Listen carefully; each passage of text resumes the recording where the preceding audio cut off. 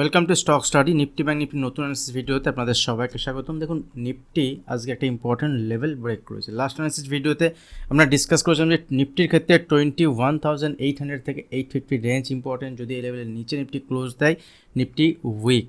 যে important level আমরা এখানে দেখেছিলাম লাস্ট 4 দিন ধরে মার্কেট হোল্ড করছিল, আজকে সেই লেভেল এখানে ব্রেক করেছে। লাস্ট দিন আমি আপনাদের সঙ্গে ডিসকাস করেছিলাম মার্কেট যদি গ্যাপ আপ ওপেন হয়, গ্যাপ আপ ওপেনিংয়ের কেসে মার্কেটে সেলিং অপরচুনিটি থাকবে, নিচের দিকে মুভমেন্ট হতে পারে।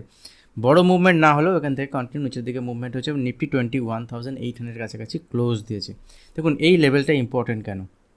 যদি আমরা দেখি লাস্ট এক মাস আগে, আজ থেকে প্রায় এক মাস তার বেশি হবে, 15th ফেব্রুয়ারি মার্কেটের এই লেভেল ব্রেক করেছিল এবং এই লেভেল ব্রেক করার পরে এই লেভেলকে হোল্ড করছিল এবং এই 21,850 লেভেল, 850 যে লেভেল, এই লেভেল হোল্ড করছিল বাজারে এতদিন পর্যন্ত এবং এই লেভেল কিন্তু বাজার ব্রেক করেছে। এখান থেকে নিচের দিকে মুভমেন্ট দেখাতে পারে বাজার, যেহেতু এক্সপায়ারি ডে আগামীকাল ব্যাঙ্ক নিফটি, তারপরের দিন নিফটির এক্সপায়ারি ডে থাকবে। তো এখান থেকে নিচের দিকে মুভমেন্ট হলে কতটা মুভমেন্ট হতে পারে দেখুন। এখান থেকে নিচের দিকে যদি মুভমেন্ট হয়, নিফটি যদি আগামীকাল এখানে গ্যাপ ডাউন ওপেন হয় বা ফ্ল্যাট ওপেন হওয়ার পরে ফার্দার যদি আজকের লোকে ব্রেক করে, তো নিচের দিকে এখানে নিফটি 21,650 থেকে 600 পর্যন্ত লেভেল দেখাতে পারে।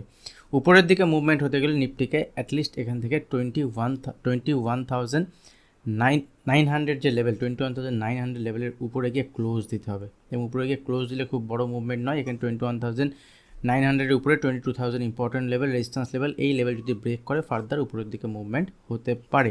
দেখুন, আগামী 2-1 দিন মার্কেটে কারেকশান আসতে পারে। আর ইউএসএতে ফেড মিটিং 2 দিন ধরে চলছে। এই 2 দিন মিটিংয়ের আউটকাম আসবে, আজকে থেকে মিটিং চলছে, তো আগামী পরশু দিন আমাদের মার্কেটে তার রিফ্লেকশন দেখা যাবে। এর আগে পর্যন্ত মার্কেটে কোনো বড় কিছু নেই। যদি এখান থেকে নর্মাল কন্টিনিউ নিচের দিকে ফল হয়, সেক্ষেত্রে কিন্তু 21,650 থেকে 600 পর্যন্ত টার্গেট আসতে পারে, বাট নিচের লেভেলে অ্যাগ্রেসিভ সেল নয়। এই লেভেলটাও ইম্পর্টেন্ট সাপোর্ট লেভেল মার্কেটের ক্ষেত্রে।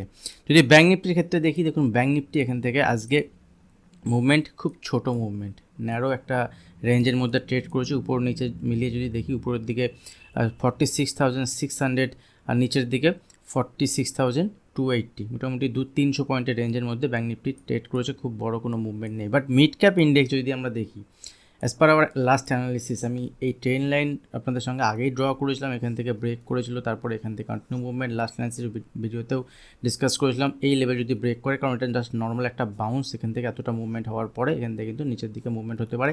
এই লেভেলে আমি শেয়ার করেছিলাম যেখান থেকে অ্যাটলিস্ট 5-7% মুভমেন্ট, এবং যদি আমরা দেখি ওই লেভেল ব্রেক করার পরে হায়ার লেভেল থেকে তো অনেকটা মুভমেন্ট আমরা দেখেছি, বাট মিড ক্যাপ ইন্ডেক্সে এই লেভেল ব্রেক করার পরে এখান থেকে অলরেডি 6% মুভমেন্ট দিয়েছে। তো এখান থেকে যদি মিড ক্যাপ ইন্ডেক্সে আরও কারেকশান আসে, নিফটিতে যেহেতু ইম্পর্টেন্ট লেভেল ব্রেক করেছে, নিচের দিকে মুভমেন্ট হয়, ব্যাঙ্ক নিফটিতেও কিন্তু এখানে তার এফেক্ট পড়বে। তো ইন্টারডে বেসিসে আমরা কীভাবে অ্যানালিসিস করতে পারি, আগামীকালের ট্রেড প্ল্যান কী থাকবে, এই ভিডিওতে আমি আপনাদের সঙ্গে শেয়ার করবো। দেখুন, এখান থেকে যদি ইন্টারডে বেসিসে দেখি, নিফটি যেহেতু ইম্পর্টেন্ট লেভেল ব্রেক করে, যদি 5 মিনিটের চার্ট আমি ওপেন করি, তো 5 মিনিটের চার্টে নিফটি গতকাল অ্যানালিসিস ভিডিও অনুযায়ী যে গ্যাপ ডাউন যদি ওপেন হয়, গ্যাপ ডাউন ওপেন হওয়ার পরে বাউন্সের সেলিং অপরচুনিটি হবে। যদি এই লেভেলকে ব্রেক না করে, that means 22,000 level important resistance level থাকবে। দেখুন, আজকে মার্কেটে গ্যাপ ডাউন ওপেন হওয়ার পরে এই লেভেলে উপরের দিকে গিয়ে রেজিস্ট্যান্স ফেস করেছে, যেখানে ওপেন হয়েছিল ওপেনিংয়ের কাছে, এবং ফার্দার যখন ওপেনিং রেঞ্জ বা ফার্স্ট 5 মিনিট 15 মিনিটের যে রেঞ্জ ব্রেক করার পরে এখান থেকে নিচের দিকে মুভমেন্ট হচ্ছে, বাট খুব শার্প মুভমেন্ট নয়। এখান থেকে মুভমেন্ট হওয়ার পরে বাজার থেমে গেছে, একটা রেঞ্জের মধ্যে ম্যাক্সিমাম সময় কাটিয়েছে, যে রেঞ্জ ছিল 21,850 থেকে 21,800-এর কাছাকাছি যে রেঞ্জ ছিল, সেই রেঞ্জের মধ্যে এখানে ম্যাক্সিমাম টাইম স্পেন্ড করেছে এবং এখান থেকে ব্যাঙ্ক নিফটি একটা ইম্পর্টেন্ট লেভেল ব্রেক করেছে। তো ফার্দার যদি আগামীকাল যদি এখানে flat to gap down open হয়, দেখুন উপরের দিকে তো এই মুহূর্তে মুভমেন্ট নেই, আগামী 2-1 দিনের জন্য উপরের দিকে মুভমেন্ট এখানে প্লে করা যাবে না, কারণ এক্সপায়ারি কাছে আছে। উপরের দিকে মুভমেন্ট তখনই পসিবল যদি এখান থেকে 21,900 লেভেলের উপরে সাস্টেন করতে স্টার্ট করে, ট্রেড করতে স্টার্ট করে, সেক্ষেত্রে ছোটোখাটো কোয়ান্টিটিতে উপরের দিকে প্ল্যান করা যেতে পারে। আদারওয়াইজ যদি এখান থেকে ফার্দার আগামীকাল 21,800 লেভেলকে ব্রেক করে, তাহলে নিচের দিকে 21,750-700 পর্যন্ত টার্গেট, এবং ফাইনাল টার্গেট আগামী 2-1 দিনের মধ্যে 650 থেকে 600 পর্যন্ত দেখাতে পারে। ইন্টারডে বেসিসে যদি আগামীকাল এই রেঞ্জের মধ্যে ওপেন হওয়ার পরে ফার্দার 21,800-790 লেভেলকে ব্রেক করে দিলে নিচের দিকে 21,750 থেকে 725 নিচের দিকে টার্গেট দেখাতে পারে ইন্টারডে বেসিসে। ট্রেডিং প্ল্যান আমি আপনাদের সঙ্গে ডিসকাস করছি, বাট যদি এখানে কোনো গ্যাপ আপ ওপেন হয়, দেখুন গ্যাপ আপের কেসে গ্যাপ আপ ওপেন হওয়ার পরে উপরের দিকে মুভমেন্ট, যদি গ্যাপ আপ ওপেন হওয়ার পর উপরের দিকে হয়, ইনিশিয়ালি ইগনোর করবো আমি। উপরের দিকে মুভমেন্ট হতে দিন। যদি উপরের দিকে মুভমেন্ট হওয়ার পরে নিচে কোনো কারেকশান আসে, কারেকশানের পরে ফার্দার যে হাই যদি ব্রেক করে সেক্ষেত্রে উপরের দিকে একটা ট্রেড সেটআপ দেখা যেতে পারে, যেখানে অ্যাকুরেসি থাকবে মোটামুটি মোর দ্যান 80% প্রফিট হওয়ার। সেখানে ট্রেড প্ল্যান করতে পারে ছোটো কোয়ান্টিটিতে, বড় কোয়ান্টিটিতে ট্রেড প্ল্যান নয় উপরের দিকে। কারণ 22,000 এখন এই এক্সপায়ারির জন্য, মানে পরশু দিনের এক্সপায়ারির জন্য 22,000 লেভেল ইম্পর্টেন্ট রেজিস্ট্যান্স লেভেল থাকবে।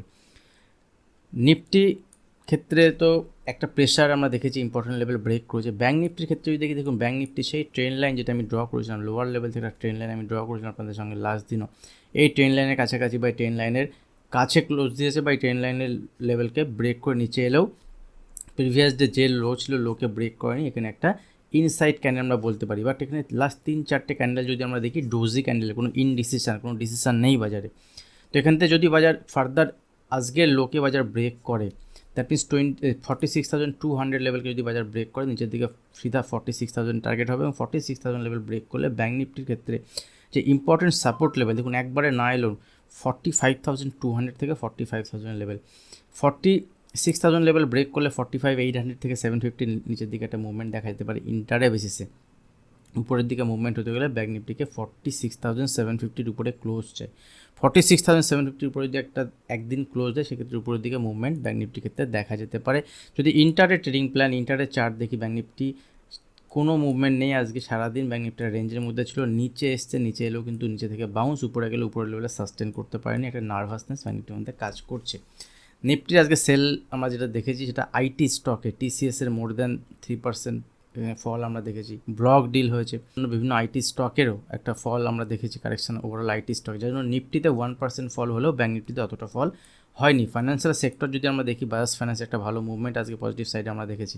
তো হোল্ড করেছিল বাজার বিকজ অফ ফাইন্যান্সিয়াল সেক্টর যদি মুভমেন্ট খারাপ হতো, সেক্ষেত্রে নিফটি আরও বড় কারেকশন হতো। মিড ক্যাপ ইন্ডেক্সের ফল হয়েছে।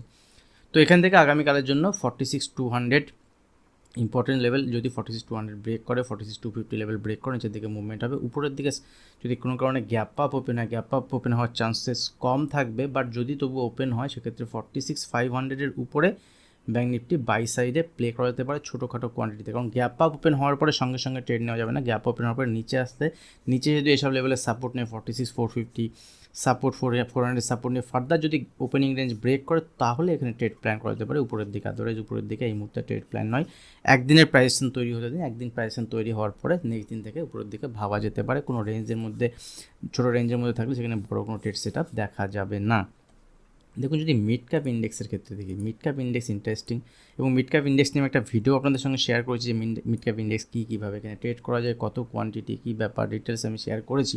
এবং মিড ক্যাপ ইন্ডেক্সের লাস্ট কদিন ধরে একটা মুভমেন্ট আমরা দেখছি, এবং প্রত্যেক দিনই এখানে ইম্পর্টেন্ট লেভেলের বেসিসে কাজ করছে। মিড ক্যাপ ইন্ডেক্সের যে লেভেল ব্রেক করেছে, এখানে 2-3 দিন একটা রেঞ্জ বানিয়েছিল, রেঞ্জ আবার ব্রেক করেছে। ফার্দার এখানে যদি ফলো থ্রু হয়, সেখান থেকে মিড ক্যাপ ইন্ডেক্সের নিচের দিকে আমি শেয়ার করেছিলাম আপনাদের সঙ্গে যে 10,000 ইম্পর্টেন্ট একটা সাপোর্ট লেভেল থাকবে। দেখুন 10,000 পর্যন্ত কিন্তু আসতে পারে, এখান থেকে 150 পয়েন্ট নিচে 10,000-এর পরে ইম্পর্টেন্ট সাপোর্ট লেভেল 9,950 পর্যন্ত। এখানে যেহেতু এই লেভেলকে আজকে ব্রেক করেছে, এই লেভেল পর্যন্ত এখানে টার্গেট ওপেন হতে পারে মিড ক্যাপ ইন্ডেক্সের ক্ষেত্রে। ইন্টারডে চার্ট প্যাটার্ন যদি আমরা দেখি, ইন্টারডে ট্রেড প্ল্যান আমি কীভাবে করতে পারি, সেক্ষেত্রে দেখুন মিড ক্যাপ নিফটি আজকে মর্নিংয়ে নিফটির মতো একটা ফল হওয়ার পরে রেঞ্জের মধ্যে ফাঁসিয়ে দিয়েছে, রেঞ্জের মধ্যে ফেসে গেছে। তো আগামীকাল যদি এখানে ফ্ল্যাট ওপেন হয়, এবং ফ্ল্যাট ওপেনিংয়ের কেসে দেখুন যদি এখান থেকে ফার্দার আজকে লোকে ব্রেক করে, তাহলে নিচের দিকে মুভমেন্ট আসবে, এবং নিচের দিকে মুভমেন্ট হলে যখনই বাউন্স আসবে, সে বাউন্সে কিন্তু সেলিং অপরচুনিটি হবে। একবার স্টপ লস ট্রিগার হলে সেখানে ঠিক আছে, বাট বারবার এখানে স্টপ লস ট্রিগার হবে না। যদি এখানে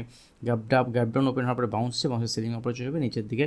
আর 10,050 10,000 লেভেল পর্যন্ত দেখাতে পারে, এখানে যেহেতু এখনও হায়ার লেভেল থেকে 10,150-র কাছাকাছি ট্রেড করছে। এখান থেকে এখনও 100 পয়েন্ট 150 পয়েন্টের মুভমেন্ট ইন্টারডে বেসিসে দেখায়। যেহেতু এর রেঞ্জ যদি আমরা দেখি, রেঞ্জ প্রত্যেক দিন 150 পয়েন্টেরই রেঞ্জ, এবং 150 পয়েন্ট মানে 10,000-এর স্টক, 150 পয়েন্ট মানে 1% 2%-এর মুভমেন্ট এখানে হয়। তো ভিডিও যদি ভালো লাগে, ভিডিও যদি আপনাদের হেল্পফুল হয়, অবশ্যই ভিডিওতে লাইক করবেন। আপনি লাইক করছেন মানে সাপোর্ট করছেন আগামী দিনে এই ধরনের ভিডিও নিয়ে আসার জন্য। আর এখনও যারা চ্যানেল সাবস্ক্রাইব করেনি, চ্যানেল সাবস্ক্রাইব করে বেল আইকন প্রেস করবেন, পারলে ভিডিও শেয়ার করবেন। আজ ভিডিও এখানে শেষ করছি, দেখা হবে নেক্সট ভিডিওতে। ধন্যবাদ।